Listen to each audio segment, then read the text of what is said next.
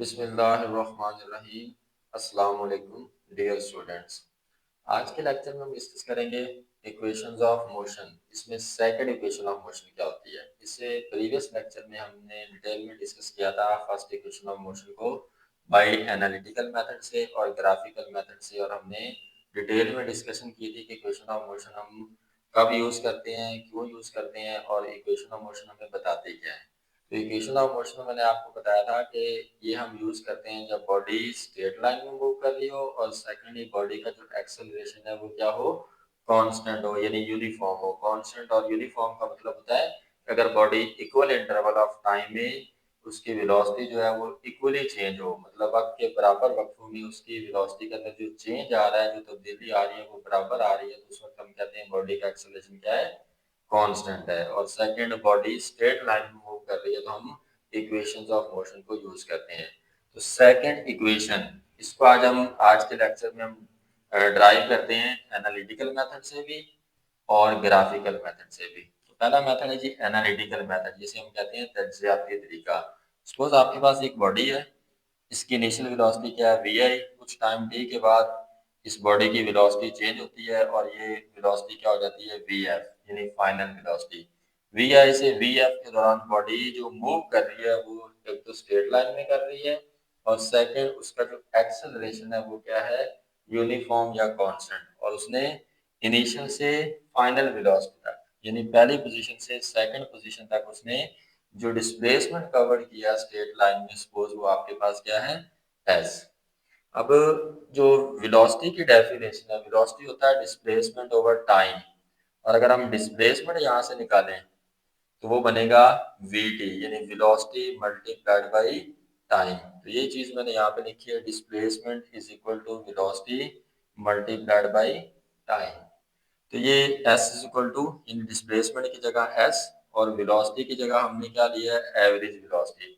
अब average velocity क्यों लिखा है, जब आपके पास एवरेज वेलोसिटी हम तब यूज करते हैं जब बॉडी की वेलोसिटी वेरिएबल हो। वेरिएबल का मतलब है चेंज हो रही हो, जैसे यहाँ पे क्या वी आई और यहाँ पे क्या है, वी एफ। तो इसलिए हम यहाँ पे क्या यूज करेंगे, एवरेज वेलोसिटी। और एवरेज हम कैसे निकालते हैं, यानी ये s is equal to v average multiplied by t. और वी एवरेज, एवरेज वेलोसिटी कैसे निकाली जाती है, initial value plus final value divide by two. यानी इस एवरेज वेलोसिटी को हम कैसे फाइंड आउट या कैलकुलेट कर सकते हैं, बॉडी की initial velocity plus final velocity, यानी ये दो वैल्यूज ली हैं, इसको दो पे डिवाइड कर देंगे तो ये क्या आ जाएगा, उसकी एवरेज वेलोसिटी। और साथ ये क्या आ जाएगा, टाइम टी, जो उसने वी आई से वी एफ तक, मतलब वो टाइम जो उसने जो टाइम उसने गेन किया है या जो टाइम उसको लगा है। तो एस इज इक्वल टू क्या है, आपके पास v average multiplied by t. V average की जगह ये वैल्यू आ गई और ये टी आ गया। अब इसमें देखें कि वी एफ, फर्स्ट इक्वेशन हमने पढ़ा है, v f is equal to क्या होता है, v i plus a t. इस वी एफ की जगह हम ये लगा सकते हैं, v f is equal to v i plus a t. तो ये वी आई वैसे आ गया और इस वी एफ की जगह क्या आ गया, v i plus a t over two multiplied by t. अब ये वी आई और वी आई ये बनेगा two v i plus a t over two. अब ये टू, यानी इस सारी वैल्यू का डिवीजन है, सारी वैल्यू का, यानी डिवीजन का मतलब है सारी वैल्यू के नीचे है वी आई और वी आई, ये क्या आ जाएगा, टू वी आई।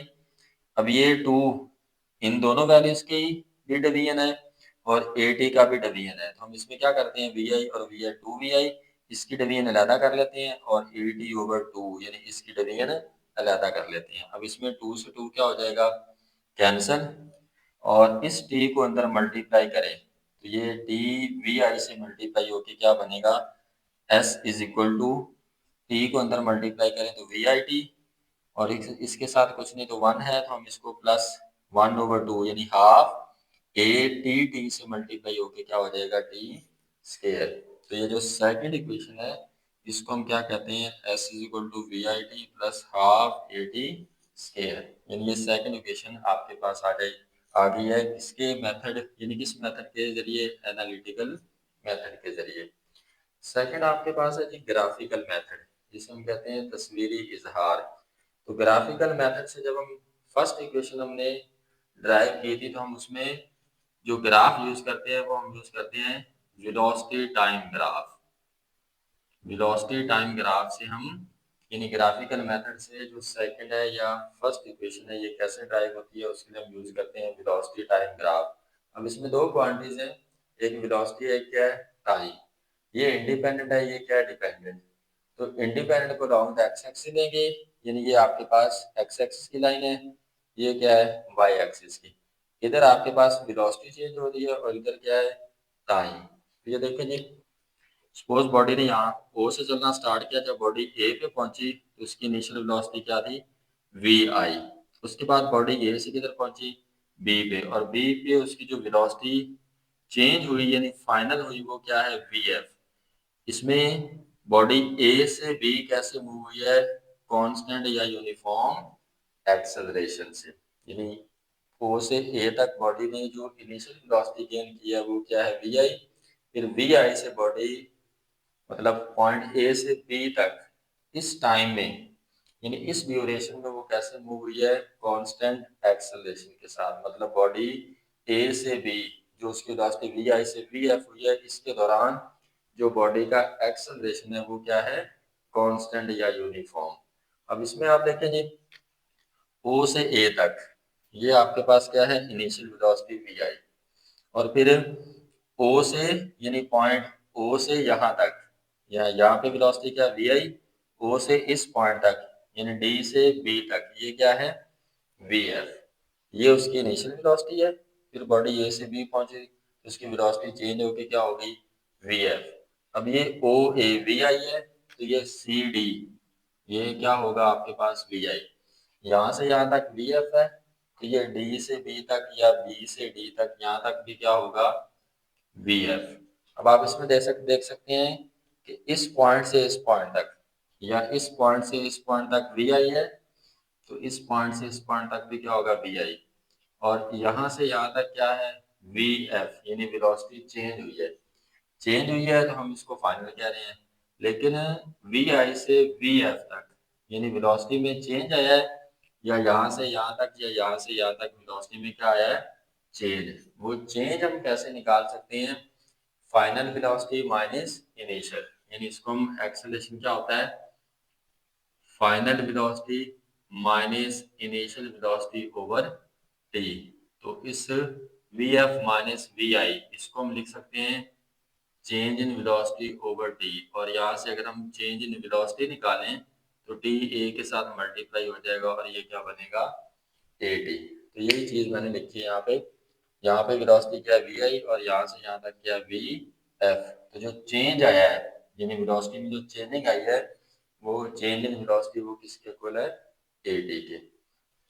अब इसमें मैंने लिखा है यानी इस ग्राफ में, यानी जो ग्राफ बना है वो ग्राफ क्या है, पॉइंट बॉडी पॉइंट ओ से किधर चली है, ए, फिर ए से बी। लेकिन ए से बी वो कैसे मूव हुई है, कांस्टेंट एक्सेलरेशन के साथ। तो अगर हम इस ग्राफ के नीचे यानी इस ग्राफ के नीचे अगर आप देखें, दो फिगर्स बन रही हैं, एक बन रही है रेक्टेंगल और एक बन रही है ट्राइएंगल।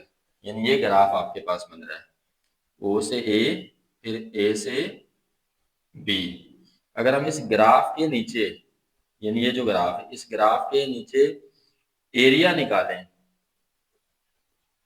इस ग्राफ के नीचे एरिया निकालें तो वो दो फिगर्स का एरिया बन रहा है, ये रेक्टेंगल का एरिया प्लस ट्राइएंगल का एरिया। तो ग्राफिकली किसी भी ग्राफ के नीचे जो हम एरिया निकालते हैं वो हमें क्या बताता है, उस बॉडी का टोटल डिस्टेंस। मतलब जो ग्राफ बन रहा है बॉडी का, उस ग्राफ के नीचे आप टोटल एरिया निकाल लें तो वो टोटल एरिया उस बॉडी का क्या बताता है, टोटल डिस्प्लेसमेंट या डिस्टेंस। तो ये चीज मैंने लिखी है, टोटल डिस्प्लेसमेंट या total distance s is equal to area of rectangle o a c d, area of rectangle o a c d यानी ये वाला o a c d plus इस ग्राफ के नीचे area of triangle a b c यानी a b सी। तो ये graph बन रहा है, इस ग्राफ के नीचे जो एरियाज हैं यानी उस दो फिगर्स के हैं, एक ये मुस्ततील का है ओ ए सी डी और एक इसका है मुसल्लस का ए बी सी। अब एरिया ऑफ रेक्टेंगल, रेक्टेंगल का एरिया निकालने का फार्मूला होता है सिंपल लंबाई ज़रब चौड़ाई, यानी लेंथ मल्टीप्लाई बाय विड्थ। तो ये देखें जी, ये आपके पास रेक्टेंगल है ओ ए, इसको हम इस रेक्टेंगल की लेंथ क्या देते हैं, और ये उसकी ओ डी क्या है, विड्थ यानी चौड़ाई। तो ये ओ ए लंबाई लेंथ और ओ डी ये उसकी क्या है, चौड़ाई यानी विड्थ। रेक्टेंगल का एरिया निकालने का फार्मूला है length multiplied by width plus area of triangle a b c. अब ट्राइंगल का एरिया निकालने का फार्मूला होता है half into base multiplied by height. तो ये ट्राइंगल है ए बी सी, ए बी सी। इस ट्राइंगल में देखें तो ये क्या चीज़ है, बेस, और ये क्या चीज़ है, हाइट। यानी ये बेस है और ये क्या है, हाइट। इसमें देखें हाफ बेस की जगह ए सी आ गया और हाइट की जगह बी सी। तो ओ ए देखें, ओ ए किसके बराबर है, वी आई के, और ओ डी किसके बराबर है, टी के। क्योंकि इधर टाइम वेरी कर रहा है, टाइम चेंज हो रहा है, और इधर क्या, वेलोसिटी, प्लस हाफ ए सी। जितना ए सी है उतना ही क्या है, ओ डी। यानी ए सी और ओ डी बराबर है, तो हम ए सी की जगह क्या लिख सकते हैं, ओ डी, और ये बी सी वैसे आ गया। ये वी आई ज़रब t, v i t plus half ओ डी किसके इक्वल है, टी के, तो यहाँ टी आ जाएगा। और बी सी ये किसके बराबर है, ए टी के।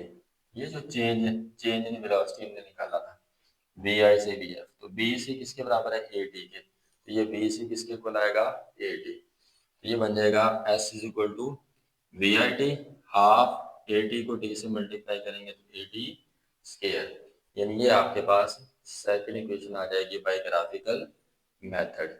अब ये सेकंड इक्वेशन हमें बताती क्या है, बेसिकली सेकंड इक्वेशन हमें बताती है कि जब एक बॉडी कांस्टेंट एक्सीलरेशन से मूव कर रही है तो फॉर पार्टिकुलर टाइम, यानी स्पेसिफिक टाइम के बाद हम उसका जो डिस्टेंस है जो उसने कवर किया है स्पेसिफिक टाइम में, जब वो कांस्टेंट एक्सीलरेशन से मूव करी है, तो वो हम कैसे कैलकुलेट या फाइंड आउट कर सकते हैं।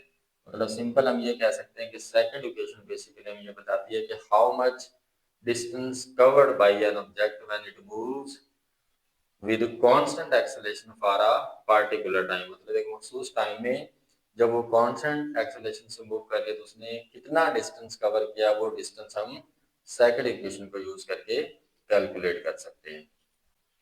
ये सेकंड इक्वेशन को आपने अब प्रॉपर प्रिपेयर कैसे करना है, ये मैंने स्कॉलर की हैंडबुक से हाईलाइट किया हुआ है, यानी एनालिटिकल मेथड से सेकंड इक्वेशन को। ये जो मैंने चीज़ें हाईलाइट की हैं यानी ये लिखना है, ये जो हाईलाइट किया हुआ है। उसके बाद ये डिस्प्लेसमेंट होता है वेलोसिटी मल्टीप्लाइड बाय टाइम। उसके बाद आप displacement in case of variable लिखेंगे, average velocity multiplied by time. उसके बाद ये सारी कैलकुलेशन करके आप यानी सेकंड इक्वेशन ऑफ मोशन जो है वो एनालिटिकल मेथड से निकाल सकते हैं।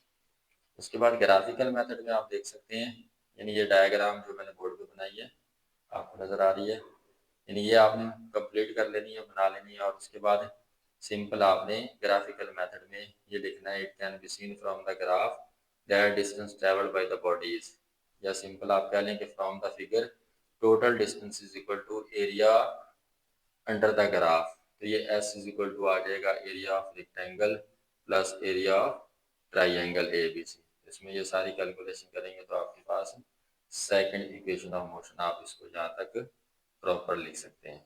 Thank you.